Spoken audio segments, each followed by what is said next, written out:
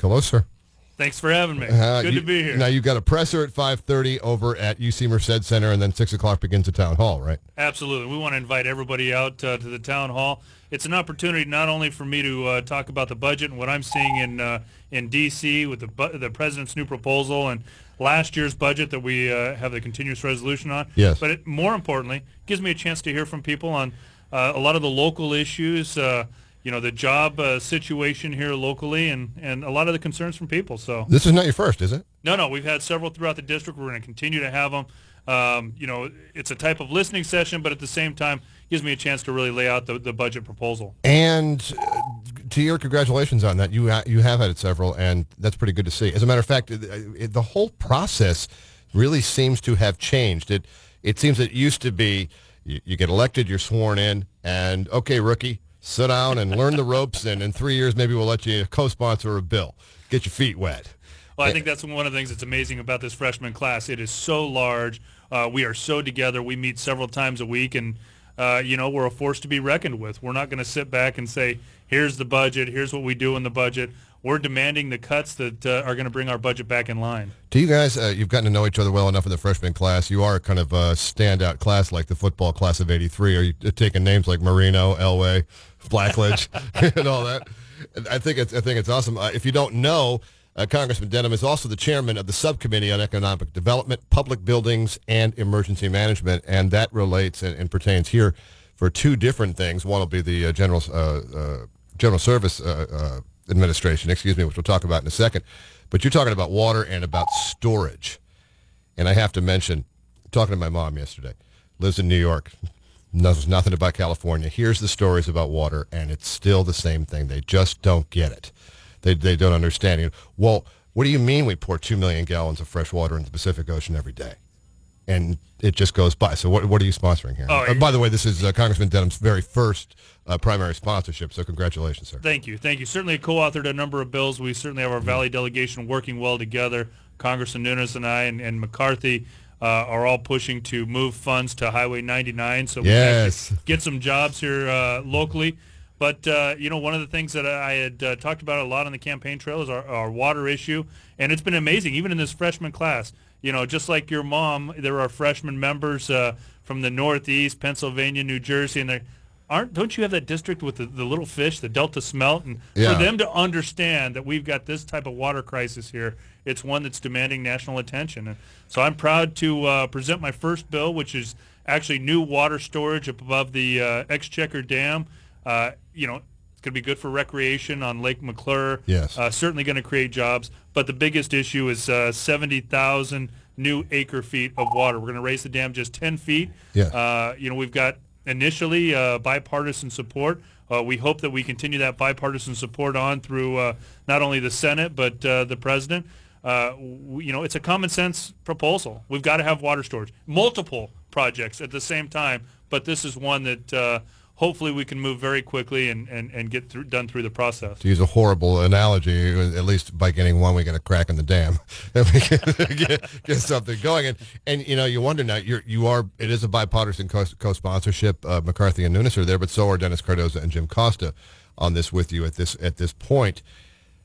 This has a surprising lack of apparent enemies right now. Are you surprised by that? Yeah, as long as I've been working on water, anything that has to do with water normally has a number of enemies early, often, and so it's exciting to see that we actually have some bipartisanship early on. I hope that it stays that way. And do you expect that Cardoza and Costa's influence will help in that area? That may be why you're seeing a slightly smoother road than maybe you expected? Certainly. I'm very confident that we can get it out of the House. The question is the Senate and actually have the President sign it. So the early support, I think, helps to pave the way to get it through the Senate, and then will help us to have the push to get the President to sign it as well. Now, on top of 70,000 acre feet of water, you're also talking about a little bit more energy production too, right? Absolutely. The 70,000 acre feet of water would supply 160,000 households with water, but at the same time, it would generate enough power for 1,700 homes as well. So, it's green energy. It's a positive all the way around. I'm waiting to see what type of liberal organizations are going to come out against something that is yeah, and I expect to hear it too. But it's also green energy that doesn't destroy other forms of energy, which is kind of a nice novel idea. It's more of a conservation idea than what you see now. So that's pretty good. You kind of alluded to it, but does this indicate that you have concrete plans for many more of these? Oh, absolutely. This is just the first step of many. One water project does not solve our water crisis here, but each project that we put online will certainly help as we plan for the future. But we've got to get Temperance Flat done. We've got to expand Friant. There are a couple of other projects in Northern California. We've just got to continue to move the ball forward. We're talking with Congressman Jeff Denham on KMJ, and I was speaking earlier off air to Sheriff Mims, and she was quite impressed with you in that you are involved in a lot more projects with the Department of the Interior than may all be making the news. I know that there's two, are there not? Yes. Okay. Yes. A question, and I think it's wonderful. Are you laying groundwork to know the Department of the Interior, know your enemy in some ways? Because in times past, the Department of the Interior has, while maybe appearing to help, been a stumbling block in us getting enough water for the people that need it. Oh, absolutely. I believe that I've got to sit down and meet with everybody and understand what makes them tick. We had Salazar in last week to talk to him about some of the water issues as well as the budget.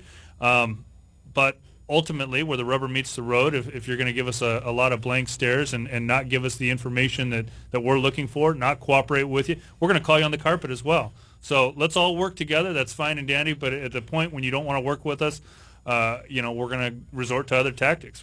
Ultimately, we've got a job to do. This is my district. What's the vibe you get from him? I mean, just as a man-to-man, what do you get? You could certainly tell in the hearing that he was having a lot of long answers to try to get through his time that he had to sit there. With me, once he learned that I had Yosemite in my district, he wanted to talk about all the great things in Yosemite. Well, that's fine, in a social conversation, but we've got real issues here, real problems, a lot of people out of work, and we expect quick resolve, and he's either going to be working with us or working against us. Okay, fair enough. We only have about 4 or 5 more minutes here, so I wanted to also talk to you about the GSA thing that you're working on. You sent a letter to Robert Peck at the it's hard to hold the GSA in your mind's hand as to everything that it does. You asked for a complete list of all GSA-controlled properties because part of what you're doing on the subcommittee is trying to get rid of buildings that we don't need. Absolutely. In fact, I went through this very same thing. It was one of the things I took on in Sacramento, the Department of General Services in Sacramento, and they wanted to slow things down as well and not give us the information that we were looking for. And we ultimately had to go out and find a lot of these buildings ourselves and really embarrass the administration. We're going to do the same thing here. You're either going to work with us and help us to uncover the 1.2 million properties and a lot of the waste that's out there, or we're going to uncover it ourselves. And so we're giving them every opportunity. We have every member of the committee, Republican and Democrat, that just says, hey, give us the list.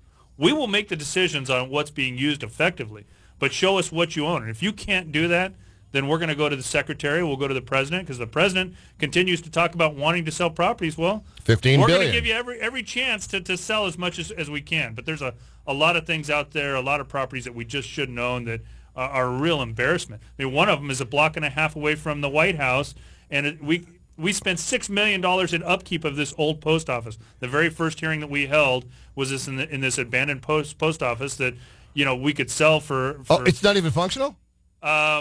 There is a small portion of it that is rented out to a mall, and the rest of it just sits vacant. Tons of developers that want to develop the piece of property, jobs that could be created right there in D.C., and yet we've got this. We're spending $6 million to upkeep it every year. So you have sent out a letter requesting simply, please give us the list of what GSA controls. Yeah, don't continue to tell us you have a list. Show it to us. And you haven't gotten it. Now, you've threatened them with subpoenas. You have the backing of the entire subcommittee. When do you actually have to go to subpoena and start embarrassing people? We would start doing that the week after next. This week we have a hearing scheduled for Thursday. The director will be in, and we're going over his budget, but ultimately our committee has the opportunity to zero out his budget and not allow him to operate with any money. So if he's not going to work on selling properties, the very mission the president has given to him, if he's not going to follow that mission, he doesn't need the funds to operate next year. I mean, we're going to play hardball if he's going to play hardball with us. Well, that means that we won't be able to buy a bunch of more fuel-efficient vehicles from Chrysler. You're not going to shut down the fleet of bad government cars, are you, sir? So, when you have an obvious, high-level bureaucrat like that, when you stare him down with zero funding, what is the response that you get, or do you hear it from some subaltern? We certainly hear it through several different channels, but yes. It's an opportunity for the entire committee to hear it directly from him. We have brought it up to him every single week that I've been in office now, even before I received the chairmanship, and he continues to tell us he's going to comply, but yet has failed to do so. Okay. So now the entire committee has asked for this. We've demanded it, and it'll be up to him to either provide the lists or not. And then ultimately, we want to see a justification. Don't just show us what we own. We want to know what the value is, what the leases are, whether or not the leases are good leases. Do we have the right occupancy in these buildings? And then show us a justification for each of the different facilities and the people that are in them. Gosh, Congressman, what are the chances they don't know? A good chance. Wow. I think that it's probably embarrassing on their side that there are a number of properties that they can't justify. Some that have stayed vacant. The FEC is one of them. They thought they were going to go out and hire 1 million people, and then the budget got cut, and so now they've got enough space for 1 million people right downtown in D.C., but yet only have about 100,000 that are there. So, what are the chances then that we're spending some tax dollars on a whole army of appraisers who are working at night this week? I don't know.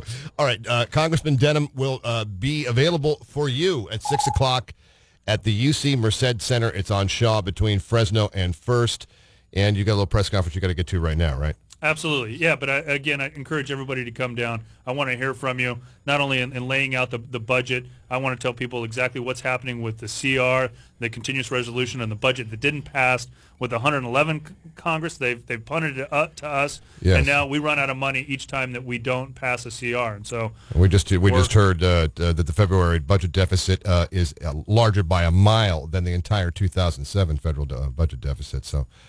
And yet they're pushing back on you when you're asking for $60 billion off of $3,500 billion. I know.